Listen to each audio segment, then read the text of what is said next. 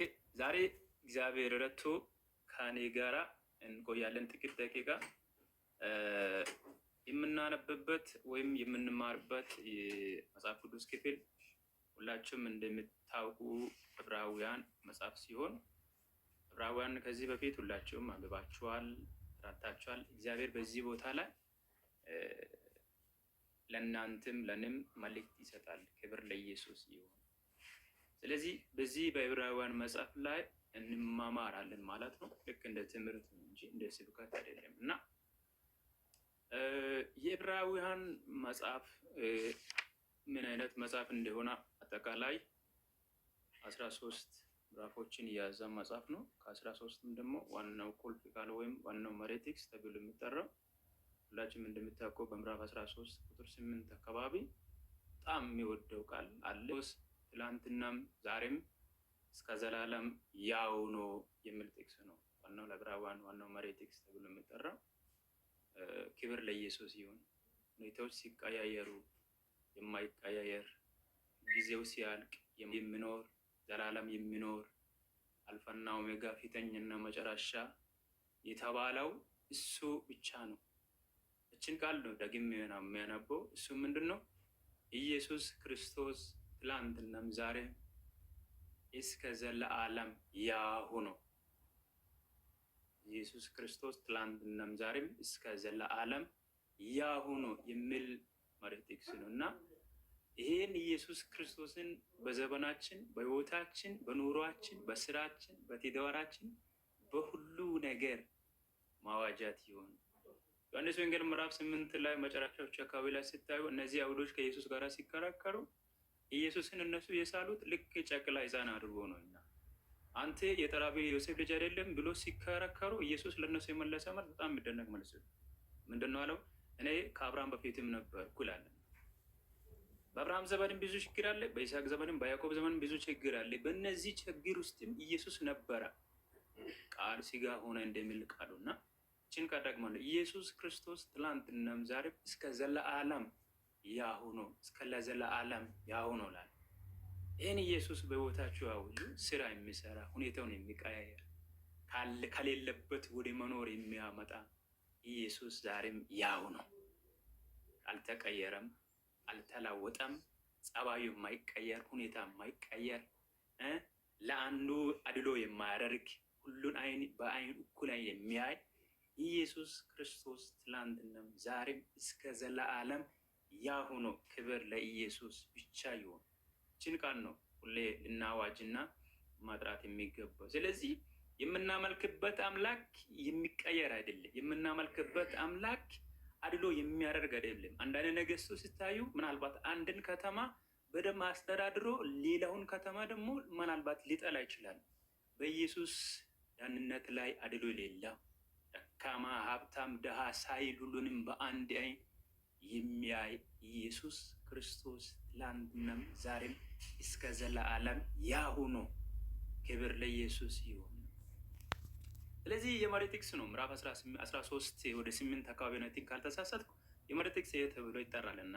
ስለዚህ የዕብራውያን 13 ምዕራፍ አለና ከ13ቱም ደግሞ አንዳንድ ምዕራፍ 7 ላይ በተለይ ትንሽ ደቂቃ ከኔ ጋር እንቆያለን ማለት ነው። እና ዕብራውያን 13 ምዕራፍ አለ ብያለሁ።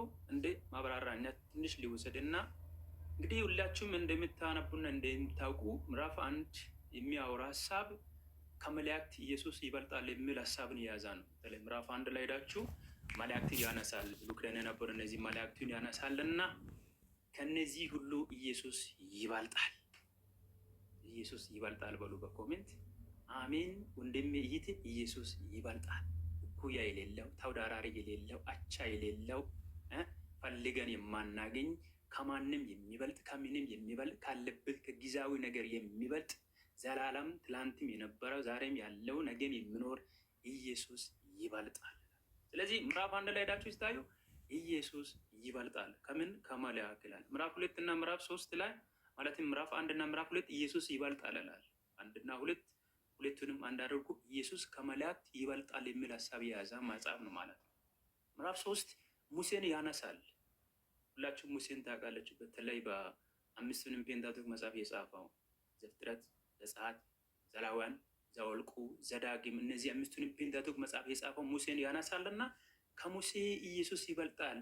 ሙሴ ለምንድን ነው ዕብራውያን ጻፊ ያነሳው? መጽሐፉ የተጻፈው ለአይሁዳዊ ነው። እነዚህ ከአይሁድነት ወደ ክርስትና ህይወት ለመጡ በኋላ እናለን እነሱ ሙሴን በጣም ስለሚወዱ በእነሱ ዘንድ ላይ ሙሴ በጣም ተወዳጅ ስለሆነ አብርሃም፣ እነዚህ የእምነት አባቶች የተባሉ አንዳንዶች አሉ። እነሱም ስለሚያውቁ ጠንቅቆ ሙሴን ስለሚያውቁ ኤልያስንም ስለሚያውቁ አንዳንድ ነገሮችን በጣም የብሉይ ኪዳን የነበሩ ሰዎች በጣም ስለሚያውቁ እነዚህ አይሁዳውያንም እነሱን በጣም ስለሚያውቁ ሙሴን የሳሉበት መንገድ ሌላ ነው። ስለዚህ እነዚህ ሰዎችም ከዚህ ከጁዲዝም ወይም ወደ ክርስትና ህይወት የመጡ ሰዎች ሙሴን በጥንቃቄ ያውቃሉ እና ምናልባት ከኢየሱስ ሙሴውን ሊያበልጥ ወይም ከኢየሱስ ሙሴን ሊያበልጥ ስለሚችሉ ከሙሴ ኢየሱስ ይበልጣል ይላል። ሙሴ ቤዛ የሆነ ለተወሰነ ጉርብ ነው። ኢየሱስ ግን ቤዝነቱ ለዓለም ሁሉ ነው። ከሙሴ ኢየሱስ ይበልጣል። ኢየሱስ ይበልጣል በሉ እስቲ በኮሜንት። ኢየሱስ ዛሬም ይበልጣል፣ ትናንትና ይበልጣል፣ ነገም ይበልጣል እስከ ዘላለም። ያ የሆነ ክርስቶስን ዛሬ ማዋጃት ይሆንልን። ስለዚህ ምዕራፍ 4 እስከ ምዕራፍ 8 እነዚህ ካህናቶችን ያነሳል። ዛሬ በተለይ በዚህ ርዕስ ነው የምናወራው። ካህናቶችን ያነሳል። በብሉይ ኪዳን የነበሩ ከመገናኛ ድንኳን አንስቶ ቤተ መቅደስ እስከተሰራበት ከዛም ቀጥሎ ኢየሱስ ክርስቶስ እስከሚወለድበት የተነሱ አንዳንድ ካህናቶችን እናገኛለን። ከምዕራፍ 4 እስከ 8 ከካህናት ሁሉ ኢየሱስ ይበልጣል። ከካህናት ሁሉ ኢየሱስ ይበልጣል።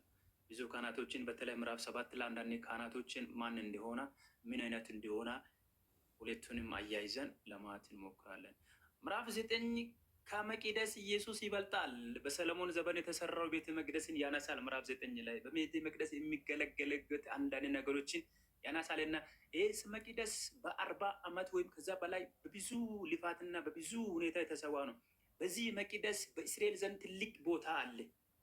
እዚህ የምትሉ ከሆነ ቤተ መቅደሱን ለማሳት ኢየሱስን ሲወስዱ ይህን ቤተ መቅደስ እኔ አፍርቼ በሶስተኛ ቀን ይሰራሉ አለው ኢየሱስ ክርስቶስ በአዲስ ኪዳን በተለይ ማቴዎስ መጨረሻዎቹ አካባቢ ላይ እና ስለዚህ ቤተ መቅደስ በኢየሩሳሌም ወይም በእስራኤል ዘንድ ላይ ትልቅ ቦታ አለ፣ ትልቅ ሚና አለ እና ምናልባት ከጁዲዝም ወደ ክርስትና ሃይማኖት የመጡ እነዚህ ሰዎችንም መቅደሱን እንዳያባልጡ ከመቅደስ ኢየሱስ ይበልጣል የሚል ሀሳብ ምዕራፍ 9 ላይ መቅደስንና ኢየሱስን ኮምፔር ያደርጋል ማለት ነው። ክብር ለኢየሱስ ሲሆን ዛሬም ኢየሱስ ይበልጣል ወንድሜ ይህ ዛሬም ኢየሱስ ይበልጣል። በነገሮቻችሁ፣ በሁኔታዎቻችሁ፣ በስራዎቻችሁ፣ በአካሄዶቻችሁ ላይ ኢየሱስ ይበልጣል።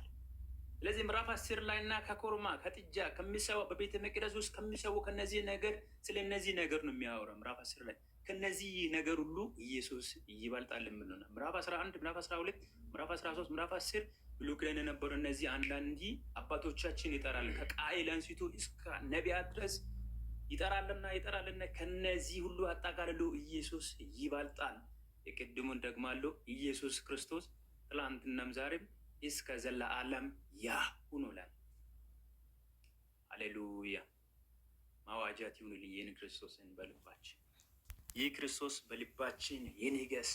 ኢየሱስ ክርስቶስ ትላንትናም ዛሬም እስከ ዘላለም ያው ነው የሚል ሀሳብ ምዕራፍ 13 ቁጥር 8 ላይ ያጠቃልላል ማለት ነው እና ከነዚህ ሁሉ ከፊተኞች ሁሉ ኢየሱስን እንደሚበልጥ አድርጎ ዕብራውያን ጻፊ ይጽፋል ማለት ነው። ጻፊው ምናልባት አንዳንድ ሰዎች ጳውሎስ ስላሉ ዋናው ሀሳቡ ላይ ከመጣን መጽሐፉ የተጻፈው ለማን ነው የሚልና መጽሐፉ ለምን ተጻፈ የሚልን ሁለቱንም ነገር ለይተን ማወቅ እጅግ አስፈላጊ ነው። ምክንያቱም ሁላችንም መጽሐፍ ቅዱስ እናነባለን በየ12ቱም ቲም። ስለዚህ ጸሐፊው ማን ነው፣ ለማን ተጻፈ፣ ለምን ተጻፈ የሚል ነገር ማወቅ እጅጉን አስፈላጊ ስለሆነ ጸሐፊው ለማን ነው የተጻፈው ሲባል ቅድምን ተናግራለሁ እና ከጁዲዝም ወይም ከይሁዳ ሃይማኖት ወደ ክርስትና ዕብራዊ ማለት የተለየ ማለት ነው እና ከዚህ ሃይማኖት ወደ ክርስትና ወደ እምነት እውነተኛ መንገድ ወደ ክርስቶስ ለመጡ ሰዎች እምነታቸውን እንዳይክዱ ክርስቶስ ላይ እንዲጸኑ ለማረጋገጥ ለነሱ የተጻፈው መልእክት ነው ማለት ነው እና ለማን ነው? ለክርስቲያን ወይ ለዕብራውያን ለእነዚህ ሰዎች ማለት ነው። ለምን ተጻፈ ሲባል እነዚህ ከጁዲዝም ወደ ክርስትና የመጡ ሰዎች የያዙትን ክርስቶስን እንዳይክዱ ወደ ኋላ እንዳይፈገፈጉ ጸንቶ እንዲቆሙ ለማድረግ ነው። በተለይ ምዕራፍ 6 ላይ ሄዳችሁ ይህን ሀሳብ ስታዩ ምን አላል? ስለዚህ የክርስቶስን ነገር መጀመሪያ የሚናገረውን ቃል ትተን ወደ ፍጻሜ እንሂድ ይላል። ምዕራፍ 6 ላይ እንሂድ ይላል። መሰረት ዳግም አንመሰረትም። እርሱ ከሞት ስራ ንስሐና በእግዚአብሔር እምነት ስለ ጥምቀቶችና እጃችን ስለ መጫን ስለ ሙታን ትንሣኤ ስለ ዘለዓለም ፍጻሜ ትምህርት ይኖራልና። ይሄ የሚያሳየው እነዚህ ዕብራውያን ወይም እነዚህ ከጁዳይዝም ወደ ክርስትና ትምህርት የመጡ ክርስትና መንገድ የመጡ ሰዎችን የያዙትን ክርስቶስን ላይክዱ ወደ ፍጻሜ እንዲያደርሱ እነሱን ለማነሳሳት የተጻፈው መልእክት ነው ማለት ነው። ክብር ለኢየሱስ ይሁን። ኢየሱስ ክርስቶስ ትላንትናም ዛሬም እስከ ዘላለም ያው ነው። እስከ መጨረሻን ቃል ደግማለሁ፣ ምክንያቱም ማይሰለች ቃል ስለሆነ ያው ነው የሆነን ጊዜውን የማይገድብ ሁኔታ የማይገድብ ለተወሰነ አመት ሰርቶ ወይም ለተወሰነ አመት ምትክ የማይፈልግ ዛሬ ተሸክም ያለው ነገ ደግሞ ሌላ መጥቶ ይሸከም የማይል አሁን ከዚህ በኋላ አንተን አልችልም ብሎ ጥሎ የማይሄድ አምላክ እርሱ እስከ ዘለዓለም ያው ነው። ክብር ለኢየሱስ። በነ አብርሃም በነ ይስሐቅ በነ ያዕቆብ በነ ሙሴ በነዚህ ዘመን ሁሉ የነበረው በነ ዳዊት በነ ሰለሞን ዘመን በነ ኤርሚያስ በነ ኢሳያስ ዘመን ሁሉ የነበረው ኢየሱስ ክርስቶስ ትላንትናም ዛሬም እስከ ዘለዓለም ያው ነው። ክብር ለኢየሱስ። ዛሬ በተለይ የምናየው ምዕራፍ 7 ቁጥር 11 እስከ መጨረሻ ያለውን ሀሳብ በትክክል ማወቅ እንፈልጋለን። ሁሉንም አንድ አድርገን እናለን ማለት ነውና ምዕራፍ 7 ላይ ዕብራውያን ምዕራፍ 7 ላይ የምናገረው በተለይ ስለ መልከ ጼዴቅ እና ስለ ኢየሱስ ክርስቶስ ሁለቱንም አያይዞ ይናገራል ማለት ነው። ወደዚህ ከመሄዴ በፊት ፍሬውን በጌታ በኢየሱስም አነባለሁ። ሁላችሁም መጽሐፍ ከታችሁ ከሶፍትዌርም ከሃርድዌርም ከኔ ጋር ማንበብ ትችላላችሁ ማለት ነው። ኦኬ ዕብራውያን ምዕራፍ 9 ማለት ምዕራፍ 7 ቁጥር 11 እስከ 29 ነው ያለው፣ እስከ 28 ማለትም እንዲህ ይላል። እንግዲህ ሕዝቡ በሌዊ ክህነት የተመሰረተን ሕግ ተቀብለዋልና በዚህ ክህነት ፍጹም የተገኘ ቢሆን እንደ አሮን ሹመት የማይቆጠር እንደ መልከ ጼዴቅ ሹመት ግን የሆነ ሌላ ካህን ሊነሳ ወደፊት ለምን ያስፈልጋል? ጥያቄ ምልክት። ክህነቱ ሲለወጥ ሕጉ ደግሞ ሊለወጥ የግድ ነውና ይህ ነገር የተናገረ እሱ በሌላ ወገን ተካፍሏልና በዚህ መሰዋን ያገለገለው ማንም የለም። ጌታችን ከይሁዳ ነገድ እንደመጣ የተገለጠ ነው። ስለዚህ ነገዱ ሙሴ ምንም እንኳን ለዚህ ክህነት አልተናገረም፣ የማያልፍም ሕይወት ኃይል እንጂ በስጋ ትእዛዝ ሕግ ሳይሆን ሌላ ካህን በመልከ ጼዴቅ ምሳሌ ቢነሳ ይህ እጅግ አብልጦ የሚገለጥ ነው። ቁጥር 17 አንተ እንደ መልከ ጼዴቅ ሹመት ለዘላለም ካህን ብሎ ይመሰክራልና ሕጉ ምንም ፍጹም አላደረገም። ስለዚህ የማትጠቅም ስለሆነች የቀደመች ትእዛዝ ተሽራለች፣ ወደ እግዚአብሔር የሚቀርብበት የሚሻል ተስፋ ገብቷል። ሃሌሉያ። ቁጥር 1 እነርሱም ያለ መሐላ ካህን ሆነዋል እሎ ማላ አይጻጸትም ብሎ በተናገረበት ከመሐላ ጋራ ካህን ሆነዋል ያለ መሐላ ካህን እንዳልሆነ መጠን እንግዲህ ኢየሱስ የሚሻል ኪዳን ዋስ ሆነዋል። እነርሱ እንዳይኖሩ ሞት ከለከላችሁ፣ ካህናት የሆኑ ብዙዎች ናችሁ። እርሱ ግን ለዘለዓለም የሚኖር ስለሆነ የማይለወጥ ክህነት አለው። ስለ እነርሱ ሊያማልድ ዘወትር በሕይወት ይኖራል። ስለዚህ ደግሞ በእሱ ወደ እግዚአብሔር የሚመጡትን ፈጽሞ ሊያድናችሁ ይችላል። ቅዱስ ያለ ተንኮል ነውር የሌለበት ከኃጢአተኞችም የተለየ ከሰማያት ከፍ ከፍ ያለው እንዲህ ያለ ሊቀ ካህናት ይገባል። እነርሱ እንደዚህ ሊቀ ካህናት አስቀድሞ ስለ ራሱ ኃጢአት አያስፈልግም። እርሱ ራሱን በቀረበው ጊዜ ይህ አንድ ጊዜ ፈጽሞ አድርጓልና ሕጉ ደካማ ያለችን ሰዎች ሊቀ ካህን አድርጎ ይሾማል። ከሕግ በኋላ የመጣው የመሐላ ቃል ግን ለዘላለም ፍጹም የሆነ ልጅ ይሾማል ይላል። ክብር ለኢየሱስ ይሁን። በዚህ ቦታ ላይ የምናገኘው 6 ሀሳቦችን እናገኛለን። በዚህ በተለይ ከምዕራፍ 7 ቁጥር 11 እስከ 28 ባለው ሀሳብ ላይ 6 የሆነ ሀሳቦችን ማግኘት እንችላለን። ክብር ለኢየሱስ ሲሆን ኢየሱስ እስከ ዘላለም ያው ነው። ምንድነው 6 ሀሳቦችን ማውራት የምንፈልግበት ሀሳብ መማር የምንፈልግበት ሀሳብ? አንደኛ ላይ ከላይ ቁጥር 1 ከቁጥር 11 እስከ 14 የተጠቀሰበት ሀሳብ ኢየሱስ የተሻለው ክህነት ይዟል የሚል ሀሳብን የያዘ ማለት ነው። ኢየሱስ የተሻለው ክህነት ይዟል የሚል ሀሳብ የያዘ ነው ማለት ነው። እና ከዚህ ወደዚህ ከመመጣቴ በፊት መሊከ ጻድቅ ማን እንደሆነ ከቁጥር 1 እስከ 10 ድረስ ስለ መሊከ ጻድቅና ስለ አብርሃም ሁለቱንም ያነጻጽራል። እና ስለ መሊከ ጻድቅ ደግሞ በብሉይ ኪዳን 2 ቦታ የተጠቀሰው ቃል ነው። እሱም ደግሞ መዝሙረኛ ዳዊት 110 ቁጥር 4 ላይ እና ዘፍጥረት 14 ቁጥር 18 በሁለቱም ቦታ የተጠቀሰው ቃል ነው። እና በዚህ አዲስ ኪዳን ላይ ስንመጣ ደግሞ በዕብራውያን መጽሐፍ ምዕራፍ 5 ምዕራፍ 6 ምዕራፍ 7 ላይ በሶስቱም ምዕራፍ በብዛት የተጠቀሰ ቃል ነው። አጠቃላይ መሊከ ጻድቅ የሚል ቃል 11 ጊዜ የተጠቀሰ ነው። ከነዚህ 2ቱ በብሉይ ኪዳን ነው፣ 9 ግን በአዲስ ኪዳን በተለይ በዕብራውያን በሶስቱም ምዕራፍ የተጠቀሰ ነው። በዚህ በምዕራፍ 6 ላይ በምዕራፍ 7 ላይ 6 ጊዜ መሊከ ጻድቅ የሚል ቃል እናገኛለን። እና ስለዚህ መሊከ ጻድቅ ማን እንደሆነ ከላይ ማንበብ ይቻላል። እና የሰሎም ንጉስ ወይም የጽድቅ ንጉስ እንደሆነ ይናገራል። እና መሊከ ጻድቅ ዘላለም ካህን እንደሆነ ቅድም በጠቀስኩት መዝሙረኛ ዳዊት ምዕራፍ 110 ቁጥር 4 ላይ እናገኛለን ማለት ነው። እና ክብር ለኢየሱስ ይሁን። ስለዚህ ስለሱ ተናግሮ መጥቶ አሁን ኢየሱስንና በብሉይ ኪዳን የነበሩ እነዚህ ካህናቶችን ያነጻጽራል ማለት ነው። እና ቁጥር 11 እንዲህ ይላል፣ እንዲሁ ህዝቡ በሌዊ ክህነት ይላልና በሌዊ ክህነት የተመሰረተ ህግ ተቀብሏልና። ይህን ስናስብ አይምሮችን የት መውሰድ አለብን? ሙሴ በመጀመሪያ ሲና ተራራ ላይ ህጉን እንደተቀበለ 40 ቀን ከጾመ በኋላ ከዚህ ከወረዳ በኋላ ህዝቡን ለማስተማር ህዝቡ ኃጢአት እንዳያደርጉ ህዝቡ በሌላ ነገር ከመሄዱ በተነሳው እግዚአብሔር ተናዶ ለሙሴ ህጉን ይሰጣልና። ሙሴ ከሌዊ ነገድ ነው፣ የዘለፋ ልጆች ማለት ነው ሌዊ። እነዚህ ከያዕቆብ ከ12ቱም ልጆች ማለት ነውና ስለዚህ ህጉን የተሰጠው ለነዚህ ለሌዊ ነገድ ነው ማለት ነው። እና ሌዊ ነገድ እና አሮን አለ እና ሙሴ አለ። ከነሱም ደግሞ የሚወለዱ ልጆች አለ። በተለይ በቤተ መቅደስ ላይ የሚያገለግሉ እነሱ ናቸው።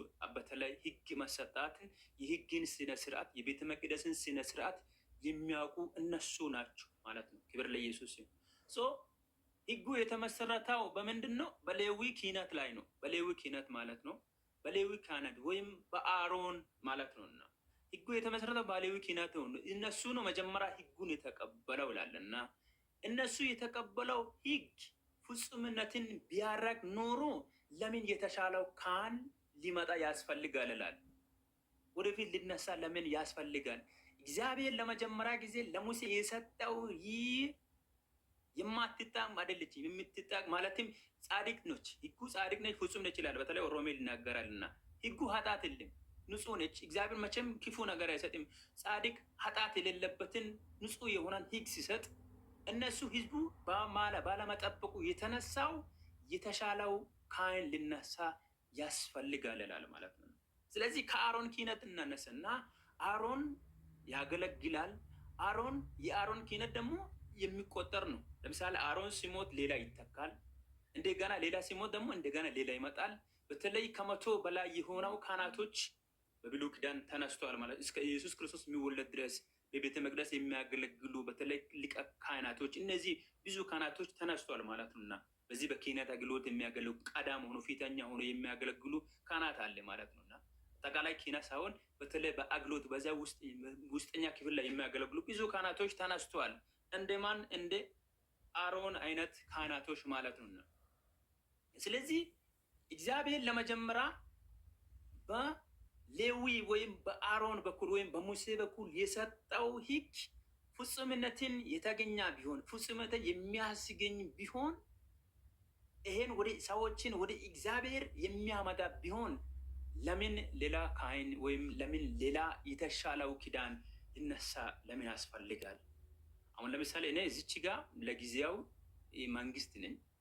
እኔ መንግስት ሆኜ ጥሩ ስራ ወይም ለአገር የሚጠቅምን ስራ ቢሰራ ሰዎቹ ምናምን ሌላ መንግስት ላይጠቁሙ ይችላሉ፣ እስከ ፍጻሜ ሊያገለግል ይችላሉ። ምናልባት እስከ ፍጻሜ ላይ ካገለገልኩም በኋላ እሞታለሁ፣ ሌላ ደግሞ ቦታ ላይ ይተካል። የአሮን ክህነት ልክ እንደዛ ነው።